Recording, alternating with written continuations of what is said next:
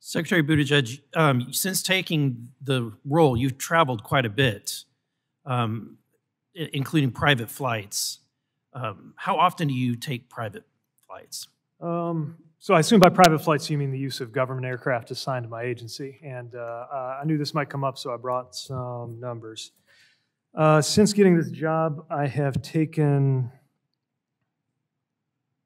600, these are estimates, give or take a couple, but I've taken 638 flights.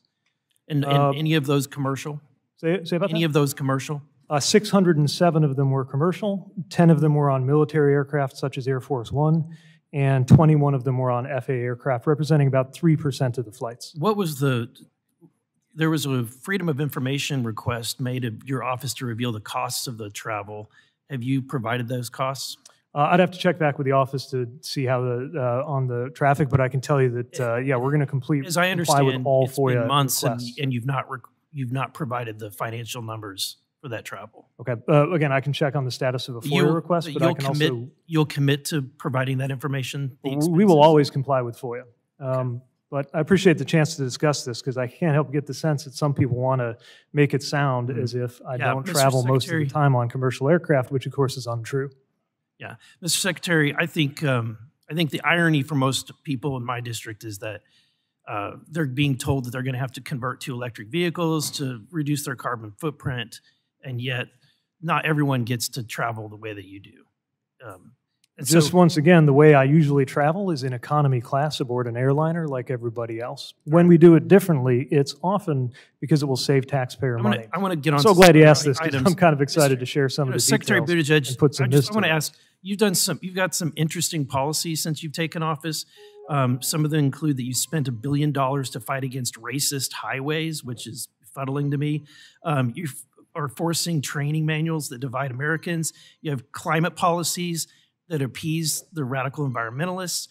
You renamed the NOTAM system to be a gender neutral. And yet, at the same time, while that's happening, those are your efforts, you have a failure of the NOTAM system, which has not been updated under your leadership. You had the East Palestine event that occurred, which took you nearly 3 weeks to show up for.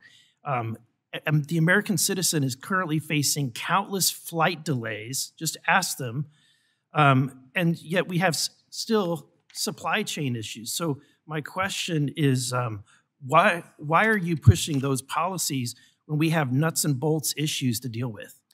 Well, if we want to talk nuts and bolts issues, let's talk about the investments we're making to improve port infrastructure, for example, that's helped with supply chain issues.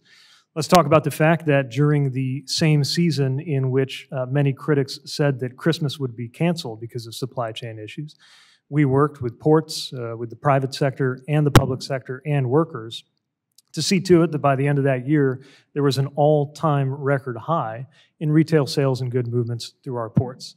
Now, talk nuts and bolts issues. Let's talk about the 37,000 physical infrastructure projects so far and counting, supported through the Infrastructure Investment and Jobs Act. And since you raised East Palestine, I hope that's an indication that we can get you on the record in favor of the Railway Safety Act. Secretary, about railway safety, it's an interesting when you look at the trends. According to data from the Federal Railroad Administration, the numbers since 2000 have dramatically improved. Mainline Class 1 railroads, the accident rate is down 48% since 2000.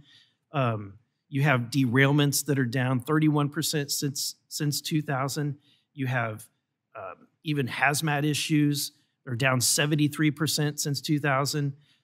All across the board, safety has improved, and yet starkly over the last couple of years, according to the FRA data, it shows that even though we did have a trend since 2000 of reductions, these accidents did have an increase under your watch of 13% compared to the previous year. How do you account for that? Well, actually, so far, the rate of derailments this year is down compared to last year, but I do appreciate you being perhaps the first Republican congressman to acknowledge that overall rail accidents on my watch are substantially down from what they were 10 or 20 years ago. Now, the question, in my view, is how to get them down even further, which is why I would love to have you stand with us and not with the rail lobby on the Railway Safety Act. If you care about safety, why did you turn down BNSF's ability to use drone technology to check the rails? Oh, I'm so glad you asked that. One thing that really frustrates me is the characterization that we deny the ability to use drones to inspect rails. That's not true. What's true is that we require that it be supplemented by the traditional human inspection until that technology is proven out. We are not stopping them for 1 second from using these new technologies. Arbitrary and capricious by a court. The gentleman's time has expired.